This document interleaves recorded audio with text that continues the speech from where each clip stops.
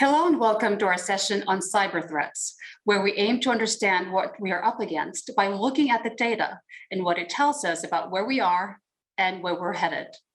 In the past 2 years, we have seen an upswing in attacks, which unfortunately is not going away anytime soon.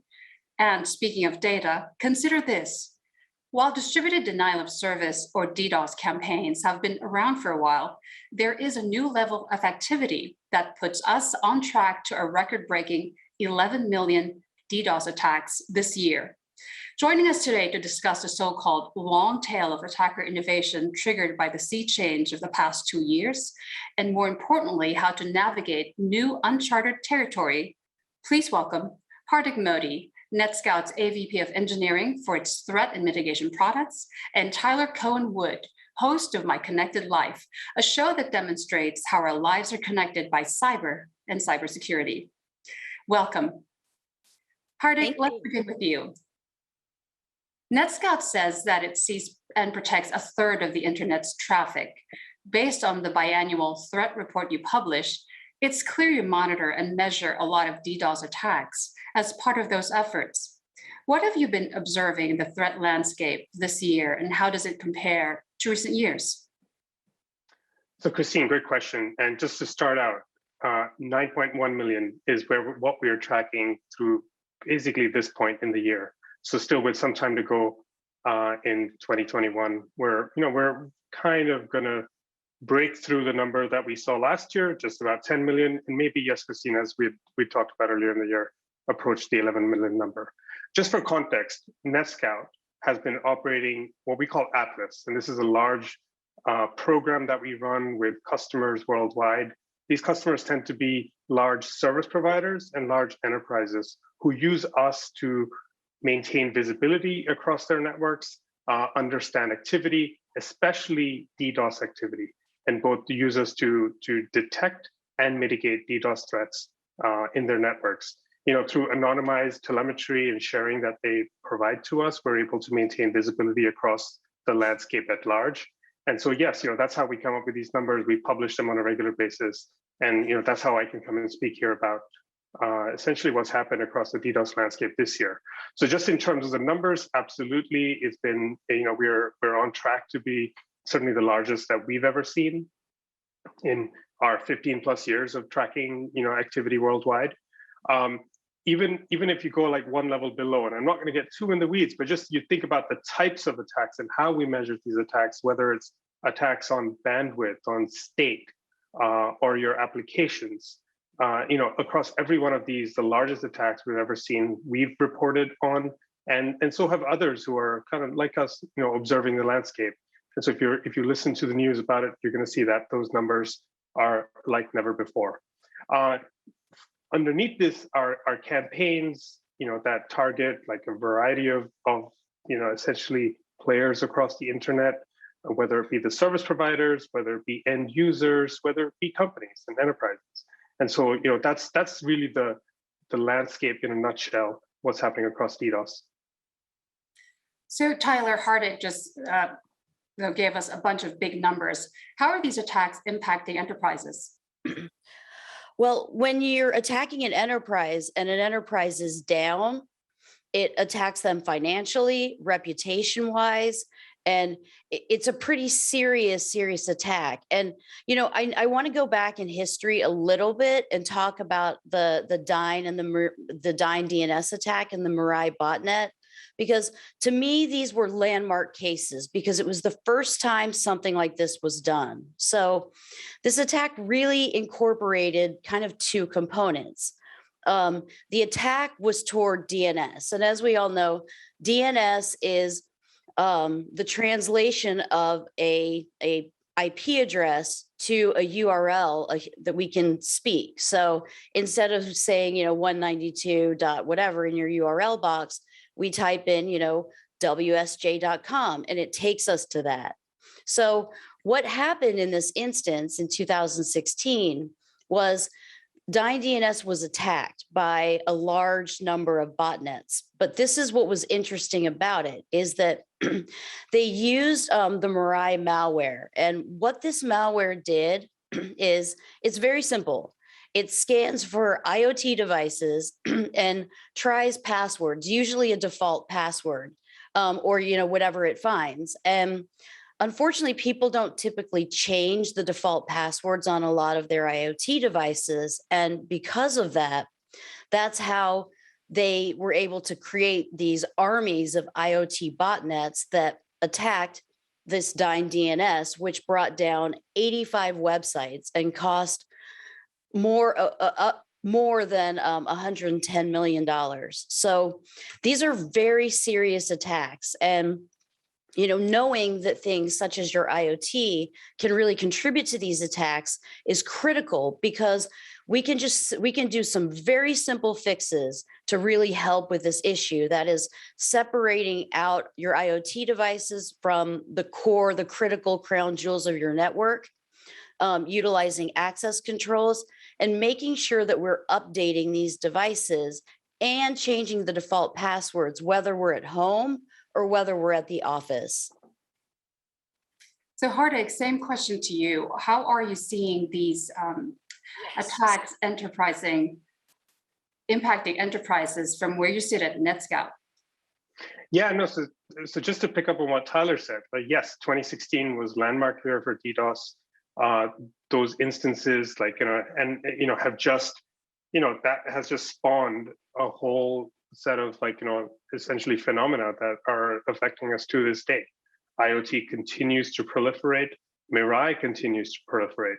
And now where it started in 2016 with, all right, default passwords, so it had a list and it just assumed that, all right, it was going to find enough devices with those passwords to incorporate into the botnet. And now, a good few years later, we're talking maybe 20 different variants on Mirai. Those variants themselves now don't simply assume default passwords are sufficient to get into these devices. They're now using exploits, so against vulnerabilities. In addition to these devices, the password's not changing on these devices. We also know they barely tend to get software updates. So now something that you installed in 2017 that hasn't been updated since then, you can be sure that any number of software components in that device have had vulnerabilities, exposed, published, and exploits for those now being widely available. All of those have been incorporated into Mirai. But also, and I think we're going to have a chance to talk about this some more. But in the manner in which Dyn going down, that took down large parts of the internet as we know it, like that. That sort of vulnerability within the supply chain of the internet, the connectivity chain of the internet, that also exists to this day, and we see it being exploited. Now, when it comes to enterprises, you might think that this is hey, phenomenon that affects gamers or affects service providers, but the reality is, especially through this period of COVID, every one of us has become essentially an enterprise kind of reliant on networks and the internet at large. And we've seen this being exploited by, the adversaries through this past year and a half. And this is, so just in 2021, we at NETSCOUT have noted multiple campaigns that involve essentially, extortion notes where you get an email saying, okay, we're about to launch a DDoS attack against you. There's going to be a demonstration, and a week from now we'll do the real thing.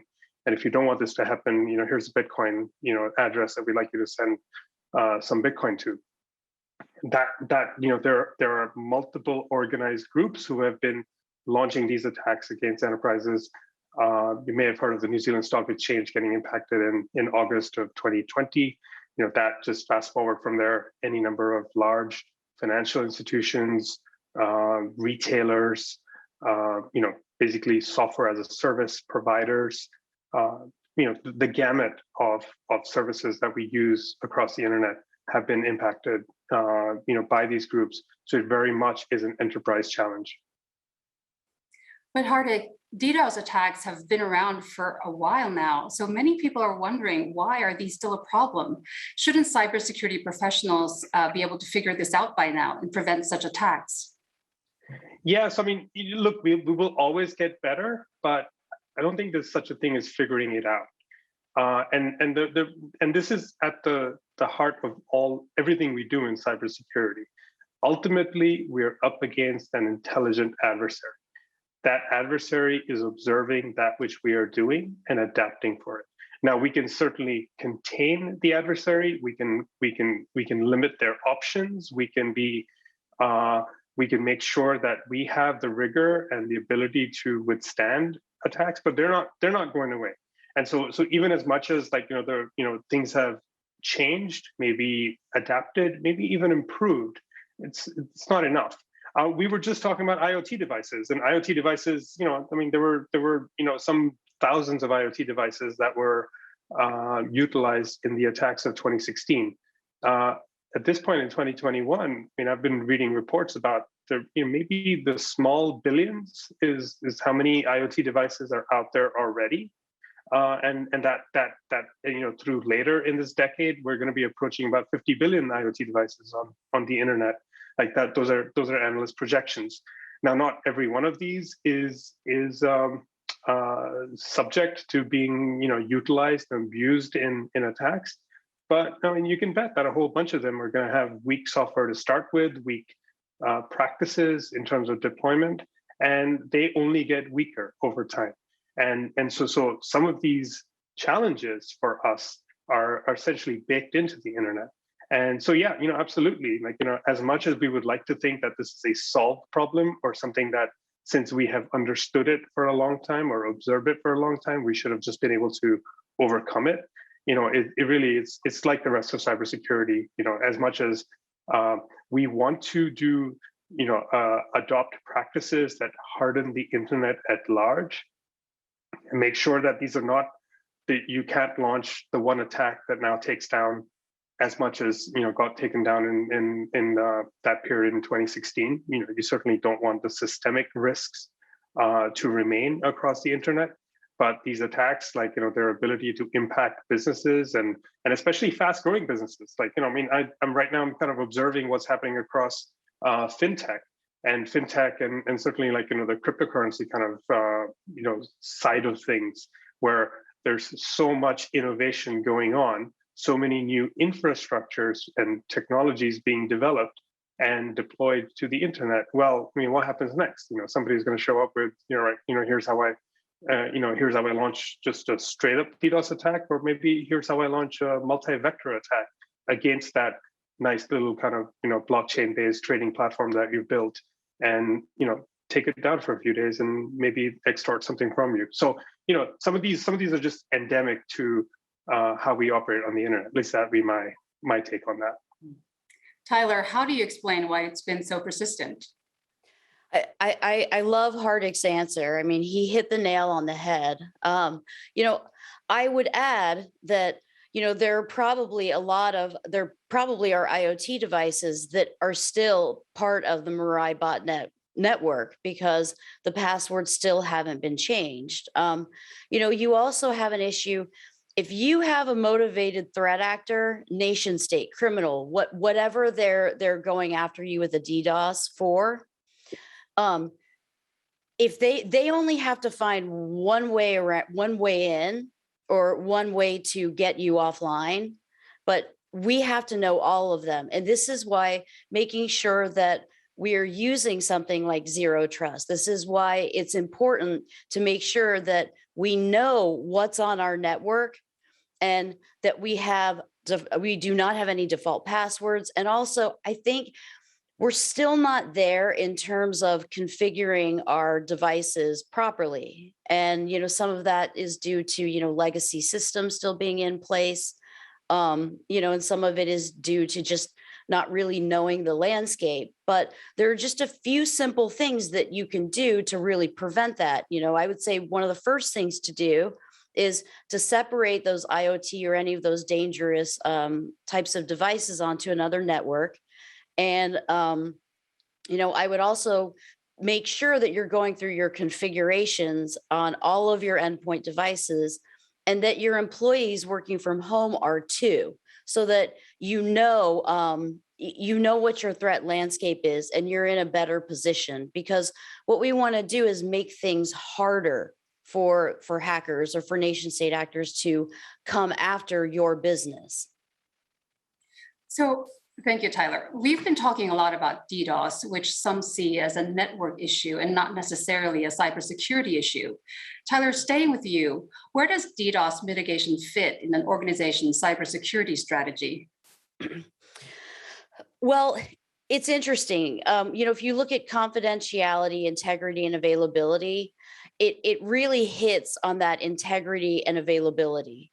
And that's something we want to have in our cybersecurity posture, because essentially it impairs your ability to deliver your services to your users. But DDoSs are not the way that they used to be in, the early aughts, the early 2000s, 1999 era. Now I've seen where DDoS is actually used as a red herring. In fact, when I was doing intrusion cases at the Department of Defense Cybercrime Center, I had a DDoS case, and it was so intriguing because the DDoS was a red herring to get us to look in one direction when they were actually going after something else. And that's something that we really need to take into account.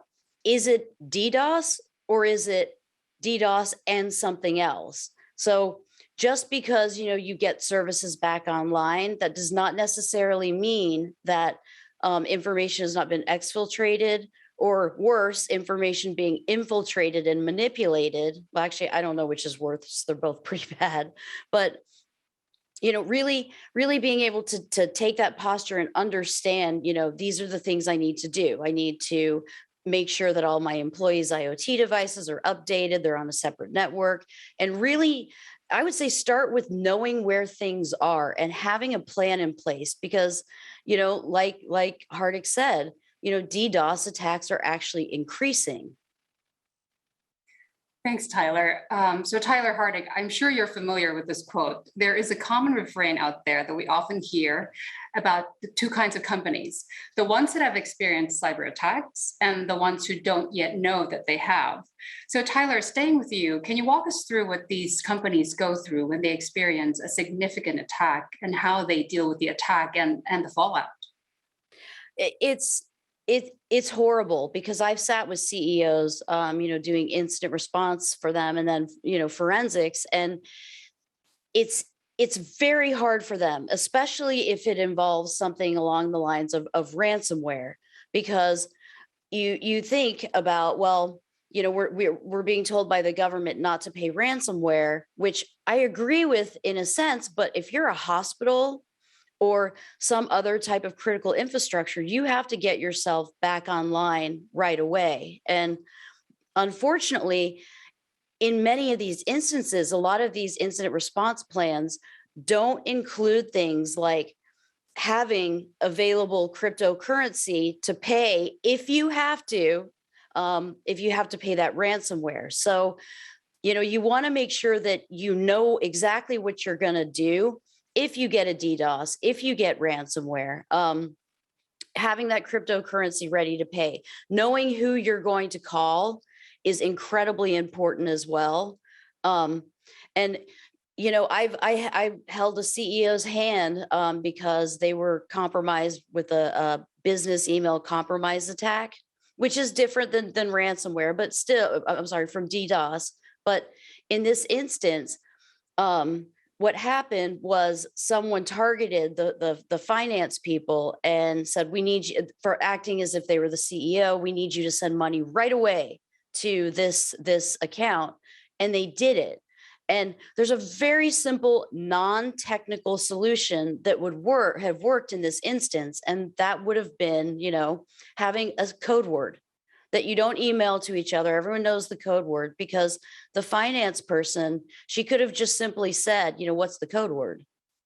And that would have stopped that in its tracks. So whether it's DDoS, whether it's ransomware, regardless of what it is, we have to be prepared. And we have to be prepared because, like the quote says, it's not really if, it's when. So really having your I's dotted and your T's crossed is extremely important. And it's even more important now than it ever was before. So Hardik, as Tyler was saying, it seems like the threat actors have found more, shall we say, ingenious and innovative ways to part organizations from their money. What should enterprise be on the lookout for? Yeah, no. So just to continue with what Tyler was saying, like I actually spent a few years explaining to people how ransomware and DDoS have similarities, but are also like different. And the similarity is that essentially both of them are a denial of access. So the hospital being unable to schedule MRIs because the system is being DDoSed or the system has been encrypted as part of a ransomware campaign. Ultimately it is denial of access, but they're still different, right? In that the sense that ransomware involved, okay, your things are getting encrypted. DDoS is more of a network effect and resulting in denial of access that you can mitigate in different other ways. Now, fast forward to late last year, we started seeing ransomware groups incorporate DDoS as part of their their activity. And so now we call this triple extortion, in which not only are they, after they made their way into your enterprise, they're exfiltrating your data, sensitive information. They threaten to make that data available at a drop site. They also encrypt the systems, so that denies your access to those systems. And now beginning in 2020 and now in 2021 has become a whole lot more common. They will also launch a DDoS attack on your system. So maybe you have those assets, that website that you can use to communicate with the outside world, update them about what's going on. Now that site is under attack also. And so just again to where Tyler was a little while ago, like as part of your incident response plans, as part of just thinking through a ransomware event, there's now that aspect of it where DDoS is involved. Now the pure play standalone DDoS extortion hasn't gone away, and that that continues to this day against enterprises. That's another thing that you should think about and plan for. But it's all part of the mix these days, and yes, as Tyler was saying, it's only increasing. Can I just quickly add to that point, because that was such a good point. One of the things that really concerns me is eventually we're going to start seeing things like DDoS against medical device management networks, or if people having implants or some type of medical device having ransomware on the device, so your body is actually being ransomed. And I believe that we could start seeing some of that, probably maybe even as early as next year. So there are so many critical points, and we really need to think about this, because there's a lot of scary stuff that can happen from DDoS ransomware. And, that's one of the ones that keeps me up at night. Thank you, Tyler. So, and you mentioned this briefly earlier, Tyler, about paying ransom, and we've seen the federal government take steps to regulate how companies should report ransomware attacks and payments. How effective do you think these moves would be in disincentivizing attacks? Well, I think in terms of desensitizing these attacks, I think that there's stuff that is being done. There's bills that are going in now. Some of them say, don't pay ransom, or you have to notify if you've been hit with a ransomware attack within a certain amount of time. They are getting involved, and there are things coming down the pipeline. But I think it's really interesting that we also have public-private partnerships where we have a way to discuss, what the threat landscape is and what the threat vectors are. And I think that that's something that is incredibly important. And I will tell a very quick story. Before I went to the Department of Defense Cybercrime Center, I was doing incident response for IBM and forensics. And I was working on this major retail case. And when you're doing these cases, your mind just, you know, all the IP addresses, you know, all the names of the tools, you know what they do.